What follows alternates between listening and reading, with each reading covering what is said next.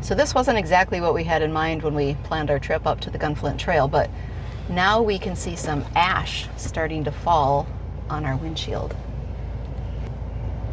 Not sure if the camera's picking it up, but there is definitely some ash flying around. I don't know if it's showing up on the video, but there is a definite line where you can see the smoke versus the, I don't know, not as smoky area, but yeah, there is smoke billowing in from the forest fires.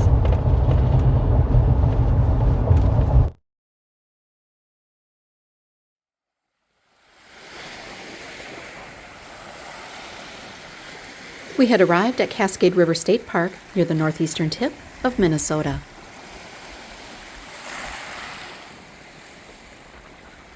It was the start of a planned 7-day camping trip.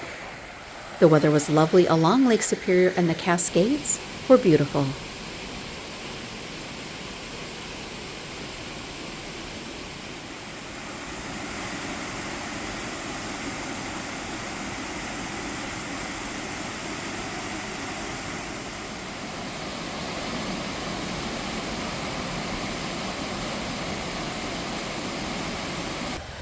The following day, we plan to explore the Gunflint Trail.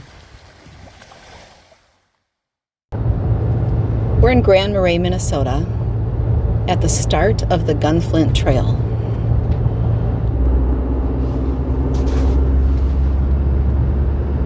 The Gunflint Trail is a paved 57-mile scenic byway that goes from Grand Marais, Minnesota, up into the Superior National Forest. It ends at Sea Gull Lake, where you can then go into the Boundary Waters Canoe Area. We're at the Pincushion Mountain Overlook of Grand Marais, Minnesota. So that's the town of Grand Marais down below. And it's interesting because here up on Pincushion Mountain, it's 85 degrees. And down below there in Grand Marais, it was 65 degrees. So there's a 20-degree difference between here and there because of the cold water from Lake Superior.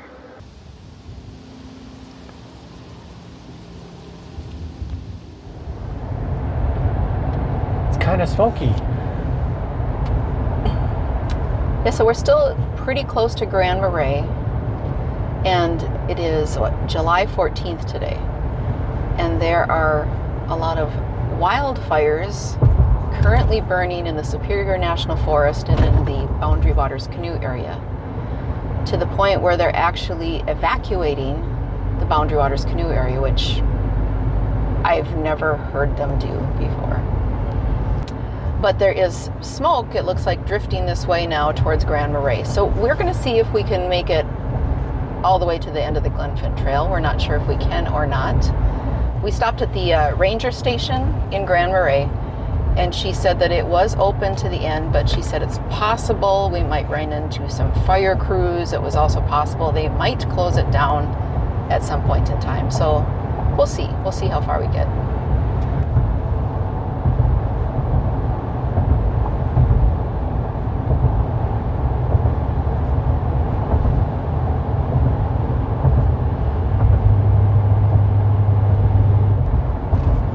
There are currently 16 wildfires burning in the Superior National Forest and Boundary Waters Canoe Area. I believe there are also some burning right across the border in Canada, thus all of the smoke that we're seeing. Entering Superior National Forest. And for those of you who don't know where this is, it's in the northeast side of Minnesota. It is currently 91 degrees outside, which is extremely unusual for this part of Minnesota. So they have an extreme heat warning because of the heat and the humidity. There's also an air quality alert because of the smoke. And I think there was even a dense fog advisory right down by the town of Grand Marais because of the difference between the temperature from the 64 degrees there and the 91 degrees up here.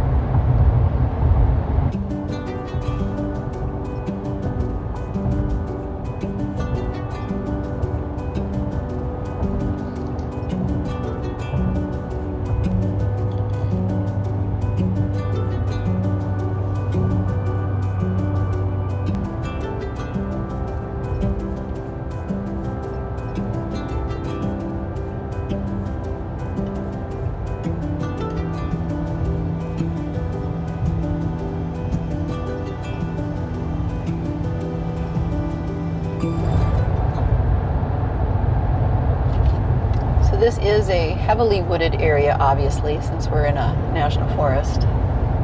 It's really a pretty drive. It's unfortunate that we are experiencing so many wildfires here in Minnesota this July, but it seems like that's almost becoming more the norm each summer than not wildfires. The exception. The exception. It's becoming, yeah, exactly. Yeah, the last several summers here in Minnesota, we just seem to always have smoky conditions. And usually it's from wildfires in Canada, but now we're getting wildfires in northern Minnesota as well. Now, along the Gunflint Trail, this is a haven for outdoor enthusiasts. There are all kinds of outfitters to take you on canoe trips, for fishing, for hiking, lots of stuff to do up here in this area if you love the outdoors. Yeah, you have to portage then you take your own canoe from one point to another, and then you camp there overnight in the wilderness. There's so people do this for a week at a time. There's no roads, so you have to carry your stuff with you. So the bummer for a lot of the people that have probably booked week-long canoe trips up in the Boundary Waters Canoe Area with an outfitter is they're having to all evacuate now and head back home or to where, somewhere else. And they probably planned this trip a year ago. Yeah. There's also people that will just go in on their own. So I've read that the Forest Service is sending crews of 2 people out to all the different camping areas, I believe, in the BWCA to make sure that everybody is evacuated. Designated campsites. Designated campsites.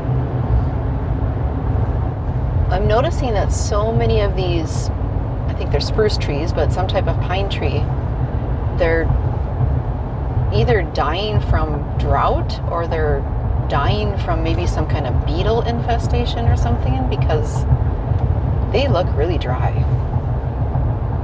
They're almost turning brown. Yeah. Like these ones up here on the left. They're very brown looking.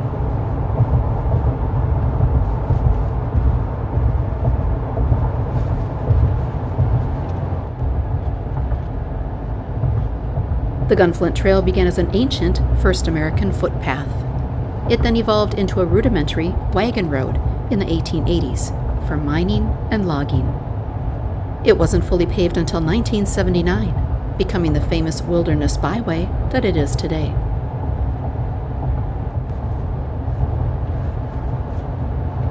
Its unusual name came from French fur traders who gathered chips of flint along what is now Gunflint Lake to strike sparks for their flintlock firearms.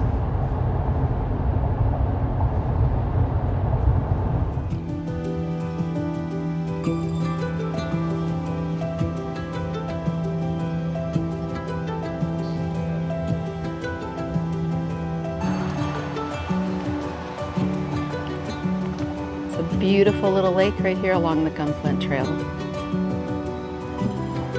But so smoky today.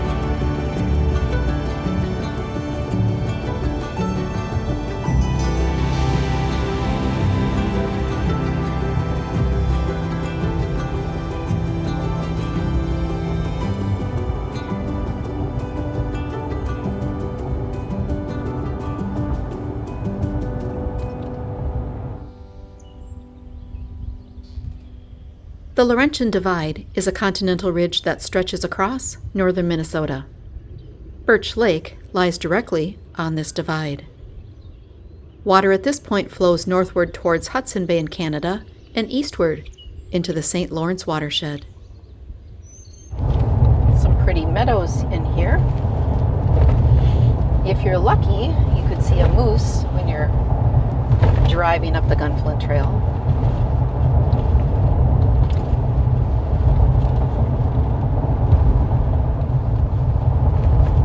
You know, we planned this trip about 4 months ago, and quite frankly, I was expecting it to be maybe cloudy or rainy. I certainly wasn't expecting it to be 90 degrees with smoke in the air.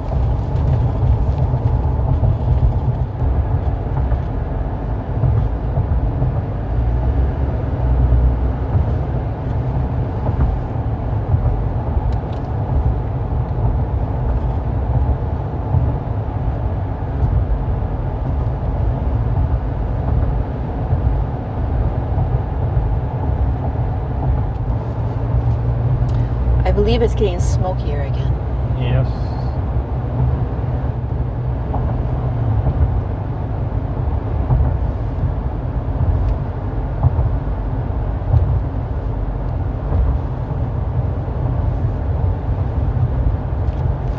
Like really smoky.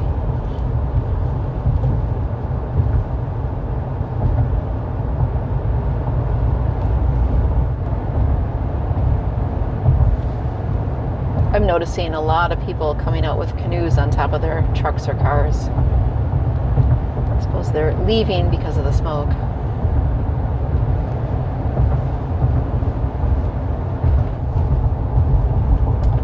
There's a lot of trailheads back in here. There's a unique hiking trail to my right here to a place called Magnetic Rock, which apparently is a rock that if you bring your compass to it, your compass will spin. It would have been cool to hike back in there if it wouldn't be so smoky.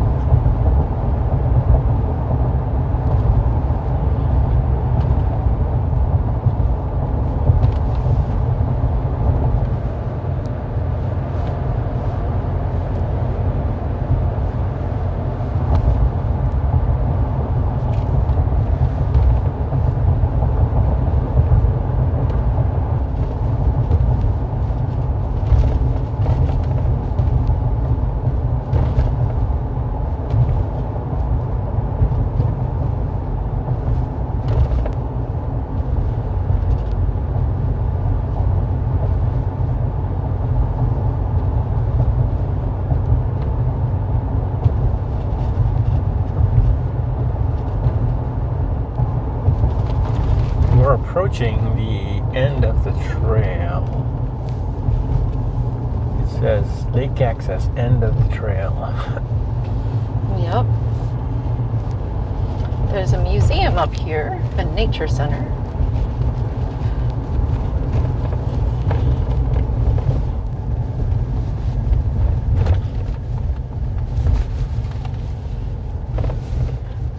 So we have reached the end of the road. At the end of the road here, there is a campground. It's called Trails End Campground. It's from the National Forest Service. And they've got parking area here for people that are hanging out in the area or want to go out in canoes or what have you. We parked and got out to check conditions at the lake. The smoke was billowing in and some ash was starting to fall.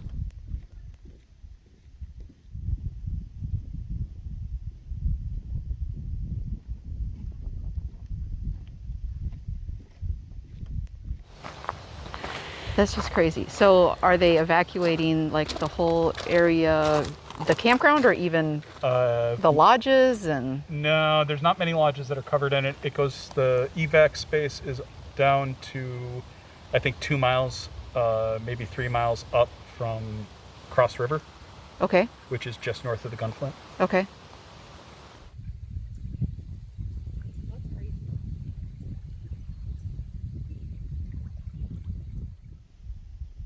There is a canoe outfitter at the end of the trail, and several BWA campsites in the area.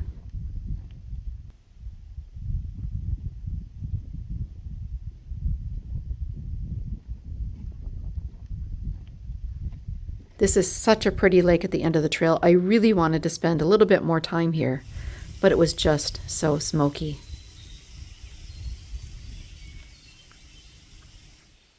Heading back to the car. We met a nice gentleman here at the beach, and he's recording videos for news stations. Yeah, he's recording some, as he referred to it, B-roll, so they can use it during their newscast. He said that he took a photo of a big ash piece that was falling from the sky, which means it's not safe. It continues to get smokier and smokier here on the far north end of the Gunflint Trail. We keep seeing more ash coming down.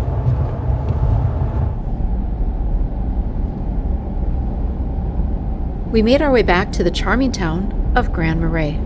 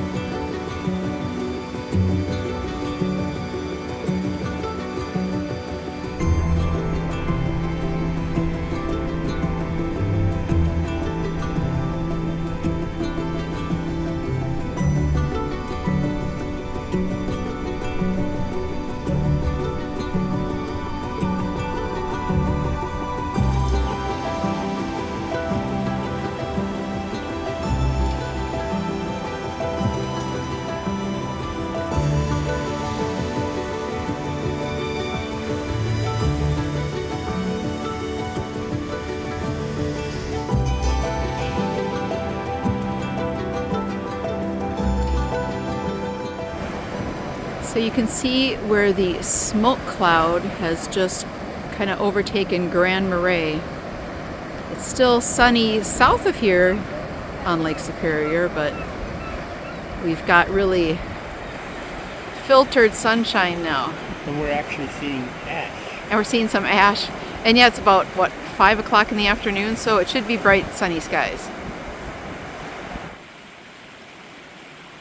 The ash fell from the sky like snow flurries back at the park.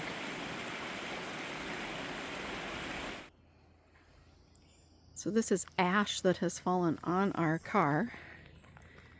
We are at a state park about 50 miles from where the actual fires are. But even here we're just getting all kinds of ash. It almost looks like snow.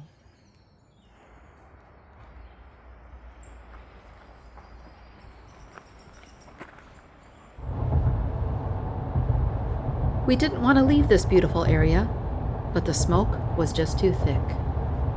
We will be back. We hope you enjoyed this video, and please check out our others as well.